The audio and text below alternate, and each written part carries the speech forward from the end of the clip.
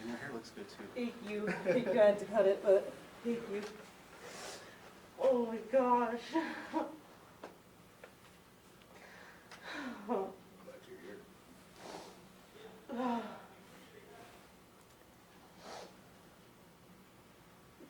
We got you.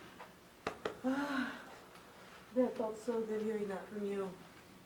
I did. I can't thank you guys enough for my life. There's no words to describe. There's no word big enough. There's nothing. How much I owe you guys for my life. I thought my life was over. I seriously thought it was. You just think of all the moments that you just had, your happy moments, and you just think it's all going to be over from there. But you guys pulled through. I'm so happy. So glad. I seriously didn't think I'd make it out without you guys. I'm glad you were there too. Me too. I'm so glad. So glad. And my whole family, all my friends, everybody's thankful for you guys for saving me.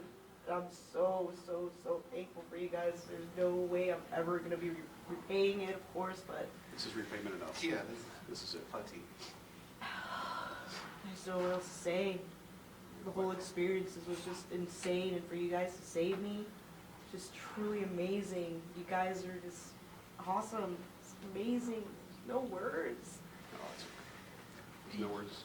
It's okay. You're alive. That's the important thing. You're right. You're absolutely right. Oh, goodness. I seriously didn't think I'd be here to say thank you to you guys at all. At all. We're both glad you are. And we're glad we were there that day and happened to be in the right place, right time, because there's no explanation for how all these, How all that happened, yeah. everything played out. So. Yeah, 'cause there's a lot of what ifs. I tell everybody what if, if you guys weren't there. What if you guys didn't have all that stuff on you, Just a lot. Can we have you turn around and face the camera and look where tonight? Yeah, absolutely. You can be right between us if you like.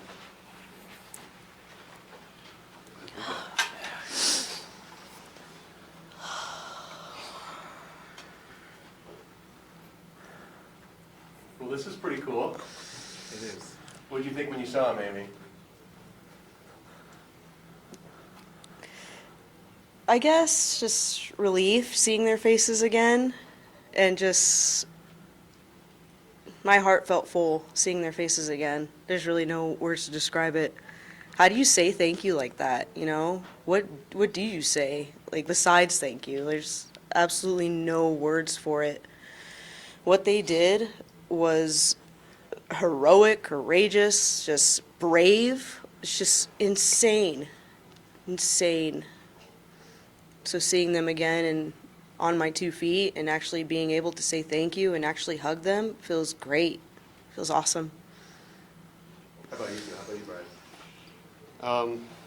I had the pleasure of speaking with her and her husband yesterday, as well as her mother. And they continue to say thank you, and I'm like, what can we do for you? Is anything of that nature? And I'm like, this is enough, just to see her here, standing here, knowing that she's got her family and her friends and her mother and her kids and her husband to look forward to in her future. That's all the reward I need, and it's wonderful to see her face to face, now, and I can honestly say, for me and my wife, and I'm sure Asa, we're here for her, anything she ever needs, and her family, and that's what we do. Asa? It's been really unbelievable, this whole experience. And as first responders, we don't always see, the other side of things. Police, firemen, we're there first, right? But we get them to the hospital, and then we go on our next call. So it's really cool to see this part of it and to have a positive outcome. We don't always have positive outcomes, and this is obviously an amazing one. And for her to be here, for her to have her family, it's unbelievable. So really glad we're there, and can't explain it. Amy, just to reiterate, when you were sitting there in your truck after getting hit, you didn't know if anybody was going to come to your rescue at that point. No, I really didn't. I didn't know there was an officer and a firefighter nearby, and usually they take a while to respond to a scene like that. So I honestly did not know. They were so close by. When he broke through the window, when you heard that, the crackling of the window after you broke through, Officer Larson, what went through your head? That was the moment they could rescue you. Once that glass broke and just kind of like shot into my face, I didn't even care at that point. Like, there was glass in my face and my eyes. Like, I just knew I had to get out. So I just stuck my foot out and tried to get out. But then that's when the truck went back onto its fours and I got back in. But then I started to reach out my arms and I felt Asa, and he was able to pull me out.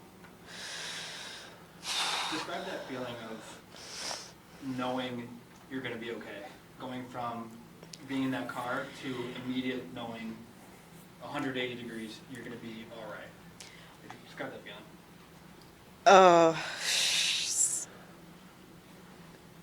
Yeah, you think that you're okay driving on the 60 when it's a literal death trap. But yeah, at that moment when I had stopped and seen the truck in my rearview mirror, I knew like I wasn't going to be okay. I knew at that moment I wasn't going to be okay. And then, you know, your truck fills up with fire and smoke. Talk about, you know, going from not being okay to the moment that you're like, they drag you out. And knowing that you went from a life-threatening situation to these guys ripped you out of the car and you're going to be okay. Talk about that just instant moment where you're like, I think I'm going to die, to, okay, I'm okay. I couldn't believe it. I couldn't believe it at all because I seriously didn't think I was going to make it out of there with how bad it was. I seriously thought I was going to die in there and just like die a very messed up, tragic, just horrific death. But once I was starting to wake up and just looked at everything and knew I wasn't in that truck, just looking at it and knowing I made it out of there and him telling me that I was fine and that he got me, yeah, that okay feeling started to set in a little bit. But my gosh, like, it was hard. It was hard getting to that point because I didn't think I was going to be okay. Because I couldn't even get in the ambulance after because I was freaking out and I didn't want to get in another vehicle. And I didn't think I was okay then. But once I got to the hospital and before I went to the hospital, before I said goodbye to Brian, I told him thank you and everything before they shut the ambulance doors. It was just that moment right there. Yeah. Amy, I know Officer Larson let you use his work phone to call your husband because your phone was destroyed. What was the first thing you said to your husband when you called him? I told him that it was me and that I told him I was really sorry just because of how horrific it was and that how he had to hear me go through that and hear the whole phone conversation of it. So I told him just I was so sorry for him having to go through that and that I just wanted to see him really bad. And he was just assuring me, comforting me, letting me know that he was going to meet me at the hospital as soon as possible and that he'd meet me there. And Officer Larson told us on Tuesday that he doesn't normally take the US 60. Right. But he decided to that morning. Mm-hmm. What do you make of that? Just crazy, especially when he said that he was just like taking a different route. Like, what if he didn't, you know? Like, what if he did just go his normal route? So I really do feel like they were placed there at the right time for me.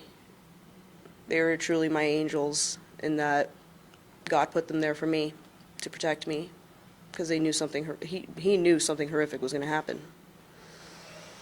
And not just one of them, but two of them, right? Mm-hmm. Two. Right, yeah. And I had no idea a firefighter and a police officer were so nearby. It's insane. And Officer Larson, the first thing you said to her when you saw her in person was, "We got you." That's the same thing that you said when you were holding her on US 60. How good does that feel to be able to say that again to her here? Just, in my heart, when I say we got her, Asa and I, we teamed up, we did what we had to do, got her out, and just by telling her again today, just reaffirmed and confirmed. As Amy was saying, this is definitely a God thing, absolutely. Yeah. Yeah, and Asa, this is your normal route though, but you were there with all your gear and you jumped into action like a firefighter does, I guess. Yeah, I mean, we don't only carry our gear with us, and unless we're a rover or working overtime, and so I mean, what are the odds I had a overtime the day before, and not a 24-hour overtime, but a 10-hour overtime where I go home at night, and I just happened to have it, and when I saw that they were trying to get someone out, I can't grab by and not do something, you know. So glad I had it, and glad we were able to help her, and you know, just seconds later, who knows what would have happened. And Because I truly feel like seconds later, like that would have been the end of me, for sure. If it would have been any longer, because if my hair and eyelashes and everything already started getting burned off, then any longer, I myself would have been burned. And as I watched the video, you know, more, you know, the bystanders there were unbelievable, and those fire extinguishers, they might have bought those seconds for her, and as soon as that window was open, that smoke was billowing out of there. So I'm grateful for them too, for sure. So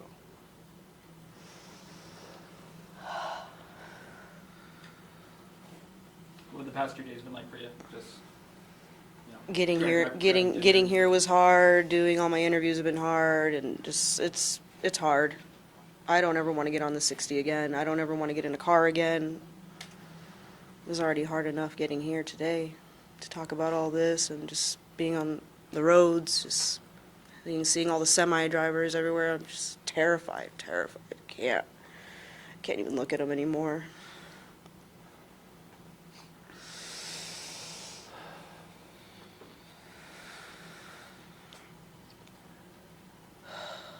Anything else you want to say, Amy? Besides, thank you to Asa and Brian. Thank you to the citizens that stood by and helped me. I don't know who those gentlemen were, but we did meet one of them actually in the hospital when I was there. 2 doors down, there was one of the gentlemen in there, and he was one of them trying to help break the window, elbowing it. So we were able to say thank you to him personally at the hospital. But to the others I have not seen or know of, I want to say thank you to them as well. They were a part of this as well. And guys, we have time for maybe one more question, and then we'll wrap this up. Were you able to fix your helmet? The visor? Yeah, that was very irritating at the time, and I finally just said. I "Heck didn't with even you." notice in the video that it kept falling down until I looked like over and over, and I was like, oh wow, his visor did kept falling down. I can't imagine how irritating I that finally just was. said, heck with it, you know, it is what it is, and, you know, I was like, I gotta stop messing with this, I need to get her out. So, yeah, I still have it. Thank you guys so much. Thank you. Thank you so much. I asked you about this last time. Are you guys gonna keep in touch? Oh, absolutely. I'd Yeah. love to. Yeah, I'd love to.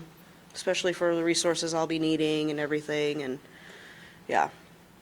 So, I just want to say thank you to all the support, all the social media and everything that's been going on out there, and all the kind words and encouragement from everybody that's been posting, so thank you. yeah, same thing. I appreciate everyone. I think it's a great thing that happened, and you know, like I said, the bystanders, us, it shows there's good people out there in the world, and we're just humans helping humans. So Absolutely. Great job, you guys. Yeah, Thank great you. job. Awesome. Can I get a photo of you guys together? Just, Sure. you know. Here, I'm just going to take it for the social media and stuff. 1, 2, and 3. Thank you so much. Thank you guys again. Thank you. so glad you're here. Thank you. You're quite welcome. We will definitely be keeping in touch. Absolutely.